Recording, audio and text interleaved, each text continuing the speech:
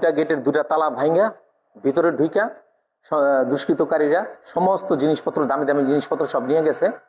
এখন মনে করেন যে কিছুই নাই, খোলসটা পড়ে রয়েছে, সমস্ত কিছু নিয়ে গেছে।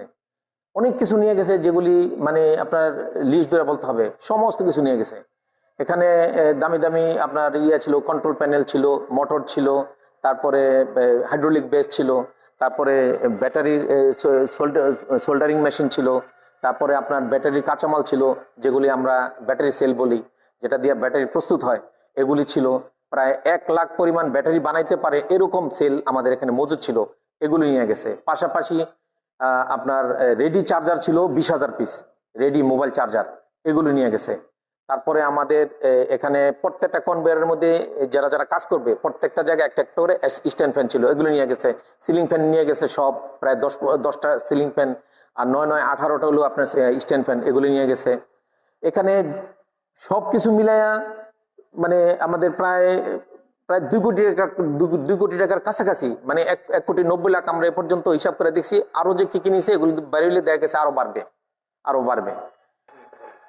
আসলে আমাদের এটা আমরা আসলে মাত্র ব্যবসা সামনে শুরু করব, আমরা এখন ব্যবসা শুরু করতে পারলাম না ঠিকভাবে, ঠিক আছে।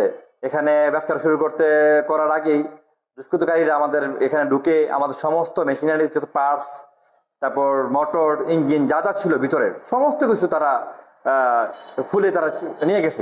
হ্যাঁ, তো এটা নিয়ে আমরা হাতিমারা পুলিশ ফাঁড়িতে আমরা প্রথমে যাই, গিয়ে তাদেরকে জানার পর তারা পুলিশ টিম পাঠায় এবং তারা এখানে আসার পরে তারা এই চোরদের ব্যবহৃত যে যন্ত্রপাতি ছিল, যেটা দিয়ে তারা আমাদের মেশিনারিজ গুলো খুলছে, সেই সমস্ত আলামত গুলো তারা নিয়ে গেছে। এখন যেহেতু আলামত পাইছে, তো অবশ্যই চোর ধরতে তারা দ্রুত সক্ষম হবে।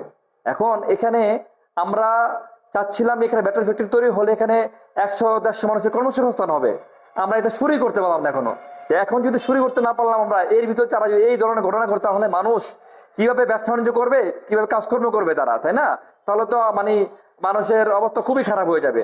এখন আমার আইন শৃঙ্খলা রক্ষাকারী বাহিনী, আমাদের পুলিশ সুপার মহোদয় স্যারের কাছে অকুল আবেদন যে স্যার, এটা যেন দ্রুত যারা যে সমস্ত চোর, যারা দুষ্কৃতিকারী যারা আছে, এদেরকে চিহ্নিত করে শাস্তিমূলক ব্যবস্থা, এবং আমাদের যে সমস্ত জিনিসগুলো তারা নিয়ে গেছে তাদেরকে সেই সমস্ত মালামালগুলো উদ্ধার করে আমাদের কাজের জন্য আমাদের উদ্ধার করতে দিতে হবে। যদি আমাদেরকে না দেয়, তাহলে আমাদের সমস্ত আমরা দেউলিয়া হয়ে যাবো, আমরা নিঃস্ব হয়ে যাবো, এই আমার পর্যায়ে চলে যাবো আমরা। তাহলে তো কিছু করতেই পারবো না কোনো সংস্থা না আমাদের। এবং আমরা যে এলাকার যে অসহায় মানুষদেরকে নিয়ে, যারা অসহায়, অনেক গরিব অনেকে আছে, যাদেরকে কাজ করবো, সেটা আমাদের পক্ষে আর সম্ভব হয়ে দাঁড়াচ্ছে না।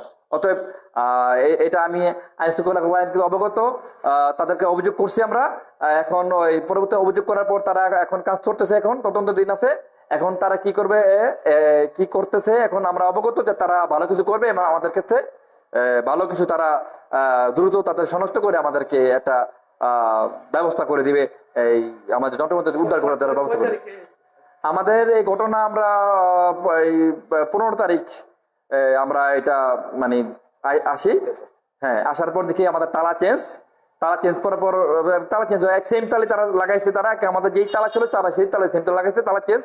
তালা চেঞ্জ হওয়ার পর তাবিজে খুলতেছে না, তখন আমরা এই মানে হাতুড়ি দিয়ে এটা তালা ভেঙে ভিতরে ঢুকি।